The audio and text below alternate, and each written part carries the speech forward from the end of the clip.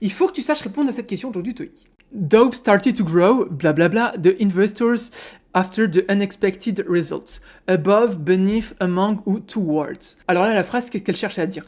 Elle cherche à dire doubt started to grow, des doutes ont commencé à apparaître, blablabla, the investor after the unexpected results, les investisseurs après les résultats qui étaient inattendus. Donc pour récapituler, des doutes ont commencé à se répandre parmi, tu vois, parmi, je pense que c'est ça qu'on cherche, parmi les investisseurs après les résultats qui n'étaient pas prévus. Donc on cherche vraiment parmi les investisseurs, chez les investisseurs. Et quelle est la seule proposition qui exprime ce parmi les investisseurs? C'est le among. Above, ça va être genre au-dessus, mais dans un sens spatial, tu vois.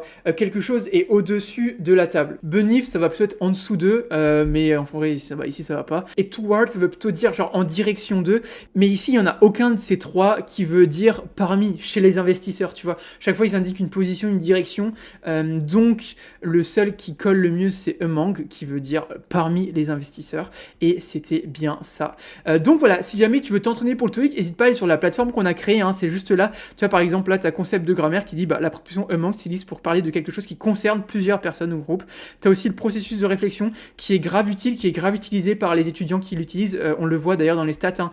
En fait, ça te permet de suivre le même raisonnement que je suis un peu en vidéo, qui permet de dire, là, repère que le verbe gros suivi d'un groupe de personnes suggère une proposition ou un sentiment partagé dans un groupe. Donc là, vraiment, en fait, tu auras un peu le schéma de pensée pour arriver à la bonne réponse. C'est grave utile parce qu'au moins, tu comprends comment est-ce qu'on arrive à la bonne réponse. Donc voilà, va voir si ça t'intéresse. Et pour y accéder, tu tapes www.top-students.com avec un S dans ton navigateur ou sur Google, Top Students TOEIC. Tu verras, ce sera un des premiers résultats. Donc n'oublie pas le S à Students, il y a un S à la fin. Donc voilà, si jamais tu as quelque chose, n'hésite pas à t'abonner, à liker et à partager cette vidéo. Et moi, je te dis à demain pour une nouvelle vidéo TOEIC. Allez, ciao!